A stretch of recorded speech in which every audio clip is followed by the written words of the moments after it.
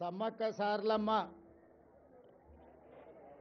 గద్దెలు మరియు ప్రాంగణ పునర్నిర్మాణ కార్యక్రమానికి సభాధ్యక్షత వహించిన సోదరిమణి మా ఇంటి ఆడబిడ్డ తెలంగాణ రాష్ట్ర మంత్రివర్యులు దనసరి అనసూయ సీతక్క గారు ఈ కార్యక్రమంలో నాతో పాటు ముఖ్య అతిథులుగా విచ్చేసిన వరంగల్ ఇన్ఛార్జ్ మంత్రివర్యులు పొంగులేటి శ్రీనివాసరెడ్డి గారు, అదేవిధంగా దేవాదాయ ధర్మాదాయ అటవీ పరిరక్షణ శాఖ మంత్రివర్యులు సోదరిమణి కొండా సురేఖమ్మ గారు, అదేవిధంగా మిత్రులు మంత్రివర్యులు అడ్లూరి లక్ష్మణ్ గారు, అదేవిధంగా స్థానిక పార్లమెంట్ సభ్యులు బలరాం నాయక్ గారు, వరంగల్ పార్లమెంట్ సభ్యురాలు సోదరిమణి డాక్టర్ కావ్య గారు, వారితో పాటు పాల్గొన్న శాసన మండలి సభ్యులు, శాసనసభ్యులు, ప్రభుత్వ సలహాదారులు, వివిధ కార్పొరేషన్లకు సంబంధించిన చైర్మన్లు, ఈరోజు అశేషంగా ఇక్కడికి విచ్చేసిన సమ్మక్క సారలమ్మ భక్తులకు, ఆదివాసీ మిత్రులందరికీ కూడా మనస్ఫూర్తిగా కృతజ్ఞతలు, అభినందనలు తెలియజేస్తున్న మిత్రులారా, ఇది ఒక బాధ్యత కాదు, బాధ్యతతో పాటు భావోద్వేగం. ప్రజాప్రతినిధిగా ప్రజా జీవితంలోకి వచ్చిన మొదటి రోజు నుంచి ఈ రోజు వరకు ఎప్పుడు అవకాశం వచ్చినా ప్రతి జాతరకు ఇక్కడికి వచ్చి సమ్మక్క సారలమ్మ ఆశీర్వాదం తీసుకొని ప్రజా జీవితంలో ప్రజలకు సేవ చేయాలన్న ఆలోచన పునరంకితమవుతూ పనిచేస్తూ వచ్చినాం. దాదాపుగా ఇప్పటికీ 17-18 సంవత్సరాల నుంచి వరుసగా ఈ ప్రాంతాన్ని సందర్శించుకోవడం, ఈ ప్రాంతం యొక్క అభివృద్ధి గురించి మాట్లాడుకోవడం, ఆనాటి పాలకులకు పెద్దలకు విజ్ఞప్తులు చేయడంతోనే సరిపోయింది. ప్రతిసారి ఎవరినో ఒకరిని అడగడం, వాళ్ళు ఏదో కొంచెము దానం ఇచ్చినట్టుగా ధర్మం చేసినట్టుగా వ్యవహరిస్తే మా జీవితాలకి ఇంతేనేమో అని మేము అనుకునే వాళ్ళం. కానీ 2023 ఫిబ్రవరి 6 నాడు ప్రజాపాలన తీసుకురావాలి, ప్రజల దగ్గరికి వెళ్ళి వారి సమస్యలు తెలుసుకోవాలని ఆలోచన చేసినప్పుడు ఎక్కడి నుంచి ఈ పాదయాత్ర మొదలు పెట్టాలి అని చర్చ జరిగింది. మిత్రులు చాలా రకాలుగా సూచనలు సలహాలు ఇచ్చిండ్రు. చివరికి నేను పెద్దలు వేం నరేందర్ రెడ్డి గారు ఆలోచన చేసి అక్కడో ఇక్కడ ఎక్కడో కాదు, మా ఇంటి ఆడబిడ్డ అయిన సీతక్క ప్రాంతం నుంచి మేడారం జాతర సమ్మక్క సారలమ్మ ఆశీర్వాదం తీసుకొని పాదయాత్ర మొదలు పెడదాం, ఒక సంకల్పం తీసుకొని బయలుదేరిన వాళ్ళు ఎవరు చరిత్రలో ఓడిపోలేదు. కాబట్టి ప్రజలకు ప్రజాపాలన అందించాలన్న సంకల్పంతో మనము సమ్మక్క సారలమ్మ ఆశీర్వాదం తీసుకొని బయలుదేరదామని ఆనాడు ఇక్కడి నుంచి పాదయాత్ర మొదలుపెట్టినాం. సరిగ్గా 2 రోజులు 3 రోజుల ముందే సీతక్కకు చెప్పినాం. సీతక్క అన్నది, అన్న సమయం లేదు, 24 గంటలు 48 గంటల్లో ఈ కార్యక్రమం చేయడం కష్టమవుతుందేమో అని. నేనన్నా, అక్క సంకల్పం ఉంటే కార్యక్రమం విజయవంతం అవుతుంది, నువ్వు ఎలాంటి ఆలోచన చెయ్యకు, పనులు మొదలుపెట్టు అని చెప్పి ఆనాడు ఫిబ్రవరి 6, 2023 నాడు ఇదే గద్దెల నుంచి గద్దెల ముందు ప్రణమిల్లి ఖచ్చితంగా ఈ తెలంగాణకు పట్టిన చీడ పీడ విరగడి కలిగిస్తాం, దొరల పాలన నుంచి ప్రజా పాలనకు తీసుకొస్తామని ఇక్కడ వేదిక మీద నుంచి ఆనాడు చెప్పడం జరిగింది. అందుకే మిత్రులారా, ప్రజలు ఆశీర్వదించిండ్రు, అవకాశం వచ్చింది. ఈనాడు అభివృద్ధి కార్యక్రమాలు చేయాలన్న సంకల్పంతో ముందుకు వెళ్తున్నాం.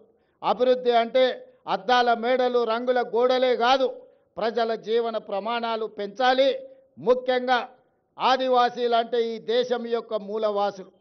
ఆ ఆదివాసీల యొక్క, గిరిజన సోదరుల యొక్క, లంబాడి సోదరుల యొక్క అభివృద్ధిని ఏ ప్రభుత్వం అయితే భుజాల మీద మోస్తుందో అదే ఆ ప్రాంతం యొక్క ప్రజల యొక్క అభివృద్ధి అని నేను సంపూర్ణంగా విశ్వసిస్తున్నా.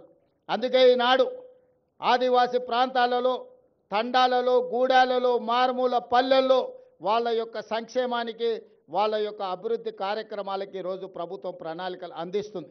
ఈరోజు ప్రతి నియోజకవర్గానికి 3,500 ఇండ్లు, 4,50,000 ఇందిరమ్మ ఇండ్లు పేదోళ్ళకు అందించిన తర్వాత మరి ఆదివాసీలు గిరిజనులకు సరిపోవడం లేదు అని నా దృష్టికి ఎమ్మెల్యేలు తెస్తే ఐటీడీఏ ప్రాంతాలలో అదనంగా గిరిజనులకు ఆదివాసీలకు మళ్ళీ 22,000 ప్రత్యేకంగా ఇండ్లు ఇచ్చి ఆదివాసీ బిడ్డలు ప్రతి వాళ్ళు సొంత ఇంటిలో ఉండాలి అని మన ప్రభుత్వం ఈరోజు ప్రణాళికలు తీసుకున్నది. ఈ విధంగా ఏ విషయం వచ్చినా వాళ్ళకి ఇవ్వాల్సిన వాటా కోట ఇవ్వాల్సిందే, అదనంగా ఇంకొంత ఇవ్వాలి. ఎందుకంటే దశాబ్దాలుగా వాళ్ళకు అన్యాయం జరిగింది, నష్టం చేకూరింది. కాబట్టి వాటిని సరిదిద్దడానికి ప్రయత్నాలు చేయాలి అని చెప్పి ఈరోజు మన ప్రభుత్వం ముందుకు వెళ్తుంది. అందుకే ఈనాడు సన్న బియ్యం ఇచ్చిన, రేషన్ కార్డులు ఇచ్చిన, రైతు రుణమాఫీ చేసిన, రైతు భరోసా పథకాన్ని అమలు చేసిన, ఇందిరమ్మ ఇండ్లు ఇచ్చిన, ఈరోజు దేవాలయాల అభివృద్ధి కార్యక్రమాలను చేపట్టిన, ఆదివాసీలను గిరిజనులను దృష్టిలో పెట్టుకొని వాళ్ళకి ఏ విధంగా మేలు జరుగుతుందో దాని ప్రకారం ప్రణాళికలు సిద్ధం చేసుకొని ఈనాడు మన ప్రభుత్వం ముందుకు వెళ్తుంది. గతంలో లేనంత గొప్పగా ఈనాడు దళితులకు గిరిజనులకు మన మంత్రివర్గంలో కానీ మన ప్రభుత్వంలో కానీ ఎంతో ప్రాధాన్యత ఇవ్వడం జరిగింది. పరిపాలనలో భాగస్వాములు చేసుకుంటూ ప్రణాళికబద్ధంగా వాళ్ళ అభివృద్ధి కోసం నిర్ణయాలు తీసుకుంటూ ముందుకు వెళ్తున్నాం. ఇవాళ మిత్రులారా, ఈ కార్యక్రమం ఈరోజు సమ్మక్క సారలమ్మ గద్దెల మరియు ప్రాంగణ అభివృద్ధి పునర్నిర్మాణ కార్యక్రమము జీవితంలో వచ్చిన గొప్ప అవకాశం. ప్రతి మనిషి జన్మిస్తుంటాడు, మరణిస్తుంటాడు, కానీ కొద్ది మందికే అరుదైన అవకాశాలు వస్తుంటాయి. ఈనాడు నాకు మా సీతక్కకు ఒక అరుదైన అవకాశం, సమ్మక్క సారలమ్మ గద్దెలు మరియు ప్రాంగణ పునర్నిర్మాణం ఈ జన్మలో దక్కిన గొప్ప గౌరవం. సీతక్క చెప్పినట్టుగా తన జన్మ ధన్యమైంది. ఒక్కసారి గుట్టల మీద నుంచి అమ్మను గద్దెల మీద కూర్చోబెట్టే అవకాశం వస్తే నాకు ఈ జన్మకు చాలు అనుకుంది. కానీ గతంలో ఇతరుల దగ్గరికి వెళ్ళి రిప్రజెంటేషన్స్ ఇచ్చి మాకు నిధులు ఇవ్వండి అని అడిగే పరిస్థితి ఉండే. ఫిబ్రవరి 6, 2023 నాడు ఇదే ప్రాంతం నుంచి నేను చెప్పిన, రాబోయే రోజుల్లో ఇతరులను యాచించడం కాదు, సీతక్కనే సంతకం పెట్టి నిధులు మంజూరు చేస్తుంది, సీతక్క ప్రభుత్వంలో భాగస్వామి అవుతుంది అని ఆనాడు చెప్పడం జరిగింది. ఈనాడు చేసి చూపిస్తున్నాం. సమ్మక్క సారలమ్మ ఈ ప్రాంత అభివృద్ధి కోసం నిధులకు వెనక్కి అడుగు వేసే సమస్యనే లేదు. ప్రభుత్వానికి నిధుల సమస్య ఉండొచ్చు, అవసరమైతే ఇంకెక్కడైనా తగ్గిస్తాం. కానీ సమ్మక్క సారలమ్మ యొక్క అభివృద్ధి కోసం ఎన్ని కోట్ల రూపాయలైనా ప్రభుత్వం విడుదల చేస్తుంది, సరైన సమయంలో పూర్తి చేస్తుంది. నిర్మాణ కార్యక్రమం మాదై ఉండొచ్చు, కానీ గిరిజనుల యొక్క సాంప్రదాయాన్ని కాపాడుకునే బాధ్యత వాళ్ళదే. అందుకే ప్రభుత్వం ప్రణాళికలు రచించి ప్రభుత్వమే నిర్మించడం కాదు, ప్రణాళికల్లో ఆదివాసులను భాగస్వాములను చేసినాం. సాంప్రదాయాన్ని పరిరక్షించడంలో ఆదివాసీలను భాగస్వాములను చేసినాం. రేపు జరగబోయే పునర్నిర్మాణంలో కూడా ఆదివాసీలను భాగస్వాములను చేస్తున్నాం. అందులో ఉండే రీసెర్చ్ స్కాలర్స్ని, అదేవిధంగా సాంప్రదాయాన్ని కొనసాగిస్తున్న వాళ్ళ వారసులను అందరినీ కూడా ఇందులో భాగస్వాములను చేసినాం. మామూలుగా సిమెంట్ కట్టడాలు కడితే అత్యధికంగా 100 సంవత్సరాలు మాత్రమే ఉంటుంది. సిమెంటుతో కట్టిన ఏ కట్టడం దాని జీవన ప్రమాణము, జీవిత కాలము అత్యధికంగా 100 సంవత్సరాలు. కానీ రాతి కట్టడాలతో కడితే వందల వేల సంవత్సరాలు ఉంటుంది. దానికి ఉదాహరణే మీ ప్రాంతంలో ఉన్న రామప్ప దేవాలయం. రుద్రదేవుడు ఆనాడు కట్టిన దేవాలయం 800 సంవత్సరాలైనా యునెస్కో లిస్టులో ఈరోజు చేరింది అంటే రాతి కట్టడాలతోని, గొప్ప నగిశీలతోని రామప్ప మందిరం కట్టిండు రుద్రదేవుడు. కాబట్టి ఇయాలటికి అది చరిత్రలో నిటారుగా నిలబడ్డది.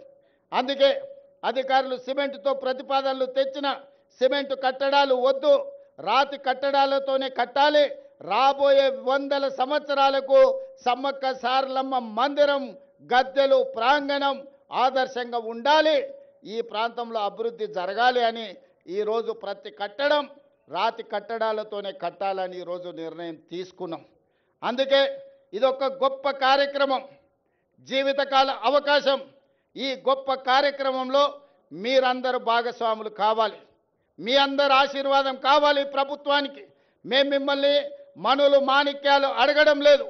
ప్రజల యొక్క ఆలోచన, ఆదివాసీ సోదరుల యొక్క కోరిక మేరకు ఈ ప్రభుత్వం ఈ ప్రణాళికను తీసుకొని వచ్చింది. 100 రోజుల్లో ఈ పనులన్నీ పూర్తి చెయ్యాలి అని ఈనాడు ప్రభుత్వం టార్గెట్ పెట్టుకొని పనిచేస్తుంది. జనవరి 28 నుంచి జనవరి 31 వరకు ఏదైతే ఈ సమ్మక్క సారలమ్మ జాతర జరగబోతుందో వివిధ ప్రాంతాల నుంచి, వివిధ రాష్ట్రాల నుంచి ఈ మధ్య విదేశీ పర్యాటకులు కూడా ఇక్కడికి ఆశీర్వాదం కోసం వస్తున్నారు. భక్తులకు ఎలాంటి అసౌకర్యం కలగకుండా ఇక్కడ అభివృద్ధి కార్యక్రమాలు వేగంగా జరగాలి అంటే రాత్రింబవళ్ళు ఇక్కడ పనులు జరగాలి. పొద్దుటిపూటనే పని చేస్తే సమయం సరిపోదు. రాత్రి సమయంలో కూడా పని చేయాలి. మరి ఇక్కడ నిపుణులు పనిచేస్తున్నప్పుడు వాళ్ళకి రక్షణ కల్పించి వాళ్ళకి అన్ని వసతులు చూసుకోవాల్సిన బాధ్యత స్థానికులదే.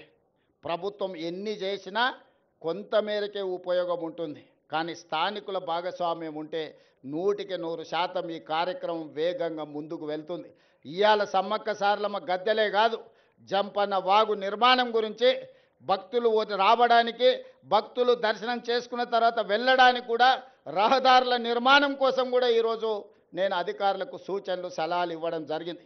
పొంగులేటి శ్రీనివాసరెడ్డి గారికి నేను ఆదేశాలు ఇచ్చిన. నెలలో 3-4 సార్లు ప్రతి వారం ఇన్ఛార్జ్ మంత్రిగా వారు ఖచ్చితంగా ఇక్కడికి పర్యటన చేయాల్సిందే, ఈ పన్నులను పర్యవేక్షించాల్సిందే. రాబోయే 100 రోజులు ఇందులో భాగస్వాములు అయ్యే వాళ్ళందరికీ నేను సూచన చేసిన. మనం అయ్యప్ప మాల వేసుకుంటే ఎట్లయితే మాల వేసుకొని భక్తితో ఉంటామో సమ్మక్క సారలమ్మ మాల వేసుకోండి, భక్తితో ఇక్కడి పనులను పూర్తి చేయండి అని చెప్పి మా అధికారులకు, మా సాంకేతిక నిపుణులకు, మా ప్రజాప్రతినిధులకు సూచన చేసిన. అందుకే మిత్రులారా, మళ్ళీ పూర్తి చేసుకున్న తర్వాత ఈ ప్రాంగణానికి నేను వస్తా. ఈసారి జాతరను అద్భుతంగా చేసుకుందాం. ఈ వేదిక మీద నుంచి కేంద్ర ప్రభుత్వానికి నేను విజ్ఞప్తి చేస్తున్నా. కుంభమేళకు మీరు వేల కోట్ల రూపాయలు ఇస్తున్నారు. మరి మా ఆదివాసీ కుంభమేళకు కేంద్ర ప్రభుత్వం ₹1 ఇవ్వడానికి కానీ, జాతీయ పండుగ గుర్తించడానికి కానీ వాళ్ళకి ఎందుకో మనసు రావడం లేదు. దయచేసి కిషన్ రెడ్డి గారు, బండి సంజయ్ గారు, ఈ ప్రాంత ప్రజల ఆశీర్వాదంతోనే మీకు ఆ హోదా వచ్చింది. నరేంద్ర మోడీ గారు ఈ దేశానికి ప్రధానమంత్రి అయినరు. ఇప్పటికైనా ఆలోచన చేయండి. కుంభమేళానే కాదు, ఉత్తరప్రదేశ్లో ఉన్న అయోధ్యనే దేవాలయాలు కాదు, ఈనాడు తెలంగాణ ప్రాంతంలో ములుగు అడవుల్లో ఇక్కడ ఉన్న సమ్మక్క సారలమ్మ కూడా ఒక గొప్ప దేవాలయం, ఒక చరిత్ర ఉన్నది. ఒక పోరాట పటిమతో పౌరుషానికి మారు పేరు, రాచరికం మీద తిరుగుబాటు చేసి జెండా ఎగరేసిన సమ్మక్క సారలమ్మ జాతరకు జాతీయ పండుగ గుర్తింపు రావాలి. దీనికి కోట్ల రూపాయలు కేంద్ర ప్రభుత్వం ఇవ్వాలి. ఇవ్వకపోతే మీ ఇష్టం, నేనేమనను. కానీ సమ్మక్క సారలమ్మ అన్నీ గమనిస్తున్నాయి. ఎందుకంటే ఇవాళ ఉదయం బయలుదేరే ముందు వర్షం ఉంటుంది, హెలికాప్టర్ పోదు సార్ అన్నారు. అంటే నేనన్నా, మీరేం చింత చేయకండి, ఏర్పాట్లు చేసుకోండి, సమ్మక్క సారలమ్మ వచ్చే అడ్డంకులను అన్నీ తొలగిస్తుందని మా అధికారులకు నేను చెప్పిన. మేఘాలు కమ్ముకొచ్చినట్టు వర్షం కురిసిన వాతావరణం ఉన్న మేఘాలన్నీ కూడా ఎక్కడికక్కడిగా విడిపోయి ఈనాడు ఇక్కడికి వచ్చి ఈ మంచి కార్యక్రమాన్ని చేపట్టడానికి ప్రకృతి పూర్తిగా సహకరించింది. ఇవాళ ప్రకృతి ఒడిలో, ప్రకృతి వనంలో ఈరోజు ప్రకృతికే దేవతగా, దేవుళ్ళుగా ఈరోజు మనం కొలుసుకుంటున్న సమ్మక్క సారలమ్మ గద్దె మరియు ప్రాంగణ పునర్నిర్మాణానికి ప్రకృతి పూర్తిగా సహకరించింది. సమ్మక్క సారలమ్మలు ఆశీర్వదించారు. ఇక మనం ఈ సంకల్పం తీసుకొని కార్యక్రమం పూర్తయ్యే వరకు మనందరం కష్టపడి పనిచేద్దామని తెలియజేస్తూ మీ అందరి దగ్గర సెలవు తీసుకుంటున్న ధన్యవాదాలు మిత్రులారా.